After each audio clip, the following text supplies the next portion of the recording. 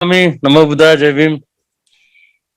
जय भीम। सर ये समर संघ हमारा जो है और पूरे भारत में अपना प्रचार प्रसार चालू हो गया और काफी अच्छा चल रहा है।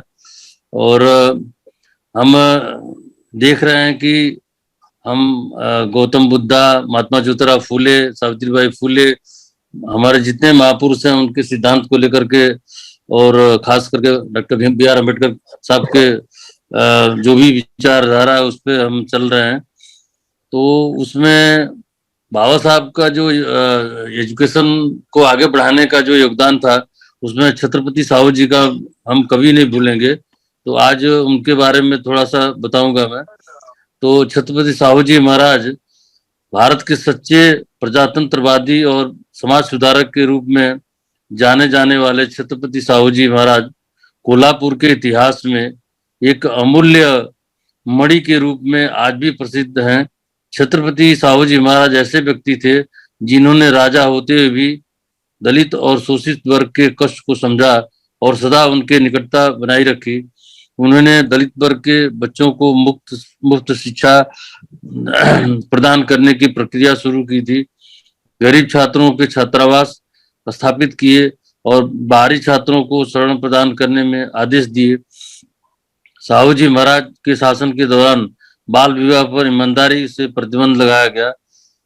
उन्होंने अंतरजातीय विवाह और विधवा विवाह के पक्ष में समर्थन की आवाज उठाई थी। इन गतिविधियों के लिए महाराज साहू जी महाराज को कड़ी आलोचनाओं का सामना करना पड़ा था। और साहू जी महाराज ज्योतिराव फूले से प्रभावित थे और लंबे समय तक सत्य शोधक समाज फूले द्वारा गठित संस्था के संरक्षण भी रहे। और छत्रपति साहू जी यशवंत राव साहब का जो जन्म था 26 जुलाई 1874 में हुआ मुंबई में। और छत्रपति साहू जी के उनके पिता का नाम श्रीमंत जयसिंह राव आबा साहब घाटके था। और छत्रपति साहू जी का बचपन का नाम यशवंत राव था।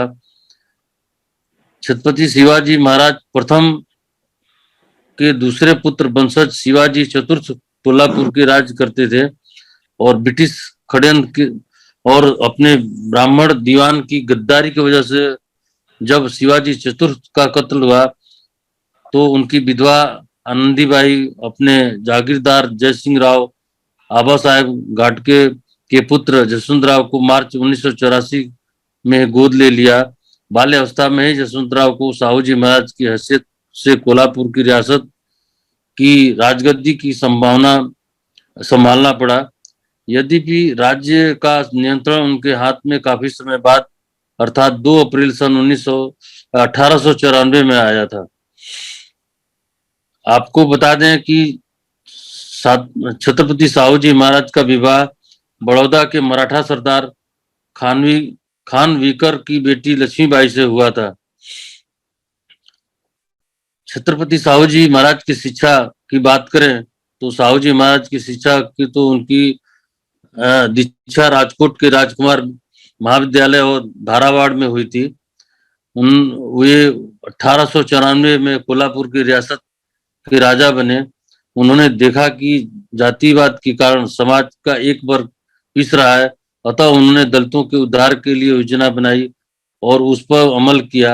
और छत्रपति साहू जी महाराज ने दलित और पिछड़े जाति के वर्ग के लोगों के लिए विद्यालय खोले, छात्रावास बनाए, उसमें उनकी शिक्षा का प्रचार हुआ और सामाजिक स्थिति बदलने लगी, परंतु उच्च वर्ग के लोगों को इनका विरोध किया।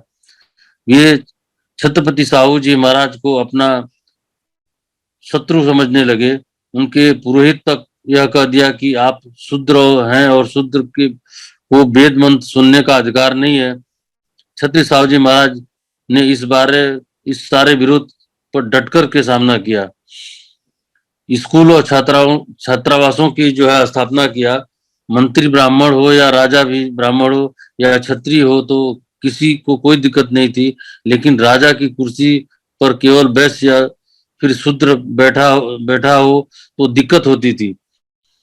छत्रपति साहू जी महाराज क्षत्रिय नहीं थे, शूद्र मानी गई जातियों में आते थे। कोल्हापुर रियासत के शासन प्रशासन और पिछड़ी जातियों का प्रतिनिधित्व का निसंदेह उनकी अभिनव की पहल थी।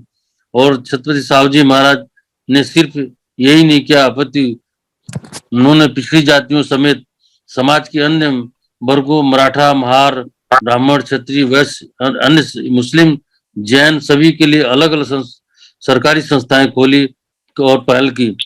साहूजी महाराज का जो शिक्षा में योगदान था, इसी के चलते जब बाबा साहब डॉक्टर बी.आर. अम्बेडकर का जब नाम उनके सामने आया, तो वो जो है साहूजी महाराज के साथ लेकर के साहूजी महाराज और सियाजी राव गायकवाड़ के यहाँ बड़ौदा गए और वहाँ उन्होंने स्कॉलरशिप की जो है सिफारिश की और उनके वजह से ये बाबा साहब को जो है स्कॉलरशिप मिला और उसके वजह से बाबा साहब जो है को फॉरेन में जाकर के उच्च शिक्षा लेने का जो है अधिकार प्राप्त हुआ। तो ये श्रेय जो है साहूजी महाराज पर जाता है और आज भी वो आरक्षण के जनक माने जाते हैं। सन 1902 में के मध्य में साहूजी महाराज इंग्लैंड गए हुए थे और उन्होंने वहीं से एक आदेश जारी किया कि कोल्हापुर के अंतर्गत शासन प्रशासन में 50% पद पिछड़ी जातियों के लिए आरक्षित कर दिए। महाराज इस आदेश को कोल्हापुर के ब्राह्मण जैसे गाज गिर गई। एक उल्लेखनीय कि 1894 में जब साहूजी महाराज ने राज्य की बागडोर संभाली थी, उसी समय कोल्हापुर के सामान्य प्रशासन के कुल 71 पदों में से 60 पद पर ब्राह्मण अधिकारी नियुक्त थे। इसी प्रकार लिपिकीय पद में 500 पदों में से मात्र 10 पर ही गैर ब्राह्मण थे। साहूजी महाराज द्वारा पिछड़ी जातियों को अवसर देने का उपलब्ध कराने का कारण सन 1912 में 95 पदों में ब्राह्मण अधिकारियों की संख्या अब 35 रह गई थी और 1903 में साहूजी महाराज ने जब कोल्हापुर की स्थित शंकराचार्य मठ की संपत्ति जब्त करने का आदेश दिया। दरअसल मठ को राज्य के खजाने से भारी मदद दी जाती थी। कोल्हापुर के महाराज द्वारा अगस्त 1863 में प्रसारित एक आदेश के अनुसार कोल्हापुर के स्थित मठ के शंकराचार्य को अपने उत्तराधिकारी के नियुक्त से पहले महाराजा की अनुमति लेनी थी आवश्यक थी, परंतु तत्कालीन शंकराचार्य उक्त आदेश की दरकिनार करते हुए शंकेश्वर मठ के रहने चले गए और जो कोल्हापुर रियासत के बाहर था। 23 फरवरी 1903 में शंकराचार्य ने अपने उत्तराधिकारी नियुक्त की थी और नए शंकराचार्य लोकमान्य गंगाधर तिलक के करीबी थे। 10 जुलाई 1905 को इन्हीं शंकराचार्य ने घोषणा की, चूंकि कोल्हापुर भोसले वंश की जागीर रही जो कि क्षत्रिय घराना था, इसलिए राज गद्दी के उत्तराधिकारी छत्रपति साहूजी महाराज स्वाभाविक रूप से क्षत्रिय हैं। ये इनकी सेवा कार्य रहा और इनके चलते ही जो है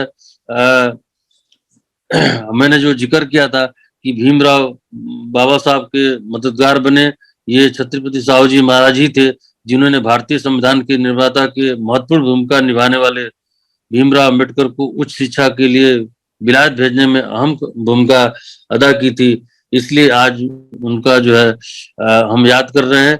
और जो बाबा साहब ने मूक नायक समाचार पत्रिका जो प्रकाशन किया था, उसमें भी महाराजा ने जो है सहायता की। महाराजा के राज्य में कोल्हापुर के अंदर ही दलित पिछड़ी जातियों के दर्जनों भर समाचार पत्र और पत्रिकाएं प्रकाशित होती थी और सदियों से जिन लोगों को अपनी बात कहने का हक नहीं था और महाराजा के शासन में ये बोलने की स्वतंत्रता प्रदान की गई।